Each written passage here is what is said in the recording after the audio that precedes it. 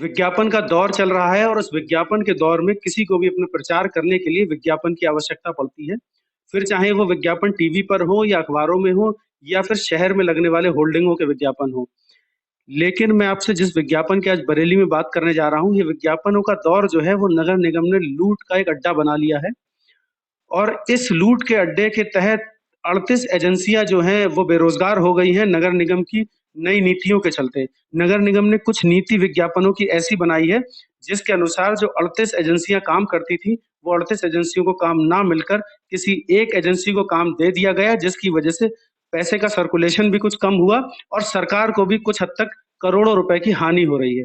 मेरे पास बैठे हैं एडवर्टाइजिंग एजेंसी एसोसिएशन के अध्यक्ष हैं हमारे साथ, हरीश जी। हरीश कश्यप जी जनरल सेक्रेटरी हैं। हरीश जी, आपने नगर निगम पर भ्रष्टाचार के तमाम आरोप लगाए हैं और काफी आपने प्रेस कॉन्फ्रेंस भी की, उसमें भी आपने कहा। तो ऐसा क्या आप लोगों के साथ घटना हुई जो आप नगर निगम पे इस तरीके के आरोप लगा रहे हैं और क्या आरोप हैं आपके? आरोप क्या, एक्चुअली हम लोगों से 1 करोड़ रुपए की डिमांड की गई थी। उसमें एक वरिष्ठ नेता हैं और अधिकारी शामिल हैं। किस चीज की 1 करोड़ रुपए क्यों मांगे गए थे आप लोगों से? हम लोगों से रिन्यूअल के लिए, हम लोगों के हर साल विज्ञापन पटों के रिन्यूअल हुआ करते थे। रिन्यूअल करने के लिए और जो बायलॉज बनाया था उसमें जो खामियां रह गई उनको संशोधन करने के लिए 1 करोड़ रुपए की डिमांड की गई थी। जब हम लोगों ने नहीं दिए ना, तो षड्यंत्र के तहत पूरी तरीके से पूरा षड्यंत्र करके तब विज्ञापन टेंडर करके हम सब लोगों को बेरोजगार कर दिया एक ही झटके में। क्या ऐसा क्या हुआ जो आप लोग बेरोजगार? बेरोजगार ऐसे हो गया, पूरा की पूरा विज्ञापन का जितना ठेका है वो एक व्यक्ति को दे दिया गया। ठीक, पहले हर किसी के रिन्यूअल हुआ करते थे, हर वर्ष रिन्यूअल हुआ करते थे। इसीलिए सारे के सारे जब टेंडर हो गए, कोई ऐसा अधिनियम काम करता होगा आप लोगों के साथ भी, जिस अधिनियम को फॉलो करना पड़ता है नगर निगम को। तो क्या अधिनियम इस तरीके का था जिस तरीके से काम किया गया है?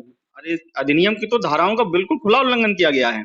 मैं आपको बताना चाह रहा हूँ, ये अधिनियम की धाराएं हैं 129, 305, 306, 452, 541 और 542 के अंतर्गत इन्होंने नियमावली बनाई थी। इसमें ये अधिनियम है, इस अधिनियम में कहीं भी इन धाराओं में विज्ञापन नियमावली में टेंडर करने का कोई प्रावधान नहीं है। प्रति वर्ष जो है रिन्यूअल होता है हर वित्तीय वर्ष में, जो पहले से चला आ रहा है। लेकिन इस बार जो है वही मैंने आपको पहले ही बताया कि 1 करोड़ रुपए की डिमांड की गई थी और डिमांड ना करने की वजह से हमारा टेंडर करके हमें बेरोजगार कर दिया है। ये जो नवीनीकरण जो होता है, रिनोवेशन होता है, इसमें कितना सरकार को फायदा होता है या क्या इसका सिस्टम होता है? अगर जो है कहीं इन सबके रिन्यूअल किए जाते, देखिए पिछला मैं आपको बताना चाह रहा हूँ, ये पिछले वित्तीय वर्ष के अनुसार अगर रिन्यूअल करते तो लगभग सरकार को 6 करोड़ 17 लाख रुपए आते जी, कम से कम। और जो अभी एक्टर को टेंडर दिया गया है वो मात्र 4 करोड़ 11 लाख रुपए में दिया गया है। तो इस तरीके से लगभग 1 करोड़ 90 लाख रुपए का नुकसान किया गया है। मतलब आप ये कह रहे हैं कि जो नया तरीके से टेंडर दिए गए हैं, जो नगर निगम ने भी नया तरीका निकाला है और 38 एजेंसियों को ना देकर किसी एक एजेंसी को जो टेंडर दिया है, उसमें सरकार को 1 करोड़ 90 लाख का नुकसान हो रहा है। पिछले वित्तीय वर्ष के अकॉर्डिंग अगर देखा जाए तो जितना पैसा आना चाहिए था उससे 1 करोड़ 90 लाख यानी कि लगभग 2 करोड़ रुपए कम मिल रहा है सरकार को। तो ये तो सरकार का भी नुकसान हो रहा है इस तरीके से। बिल्कुल हो रहा है, हमारा भी नुकसान हुआ है और गवर्नमेंट का भी नुकसान हुआ है। इस पूरे प्रकरण में फायदा किसको हो रहा है? नेताजी और बाकी अधिकारियों को। और किसका होगा भाई? जो जाहिर सी बात है, निगम का नुकसान करके, विज्ञापन एजेंसियों का नुकसान करके किसका फायदा होगा? जब हमने नहीं दिए पैसे ना, तभी तो हमारा नुकसान किया गया ना। अच्छा, एक चीज और सुनने में आती है बार बार कि नगर निगम जो है वो यूनिपोल लगाने के लिए कुछ जगह डिसाइड करता है कि शहर में इस जगह से इतने जगह तक इतने यूनिपोल लगेंगे।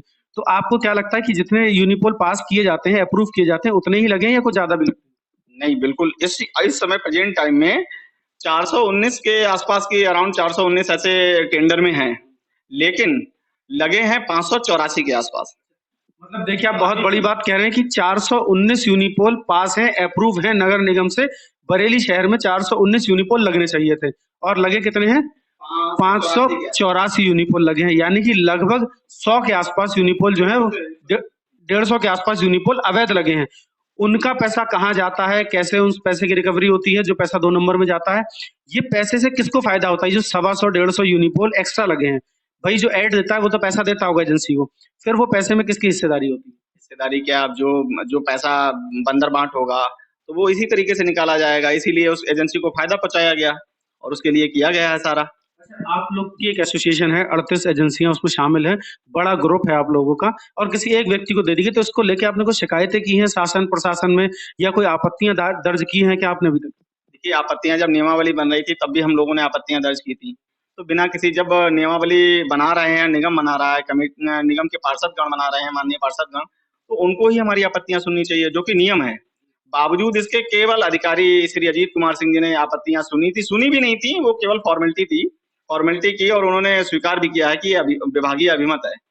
तो आपत्तियाँ बिना सुने जो नियमावली बनाई गई, वो वैसे ही अवैध है। जी, वो वैसे ही अवैध है और हमारी कोई आपत्ति नहीं सुनी गई है और हमने इस विषय की शिकायत भी की है। माननीय मुख्यमंत्री जी के यहाँ कार्यालय में जाके शिकायत की थी, तो माननीय मुख्यमंत्री जी के प्रमुख सचिव श्री संजय प्रसाद जी ने एक जाँच भेजी थी मंडलायुक्त के लिए। इसके बाद एक जाँच और आई थी, अखिलानंद ब्रह्मचारी जी नगर विकास अनुभाग 9 के उप सचिव हैं, उन्होंने भेजी। उसके बाद मैंने एक और भी शिकायत की है हमारी एसोसिएशन की तरफ से नगर आयुक्त मैडम को। तो अभी तक इन पे कोई कार्रवाई नहीं हुई किसी तरीके से। भ्रष्टाचार पूरी तरीके से है, तो उसमें कोई मुझे लग नहीं रहा हमें यहाँ से न्याय मिलेगा।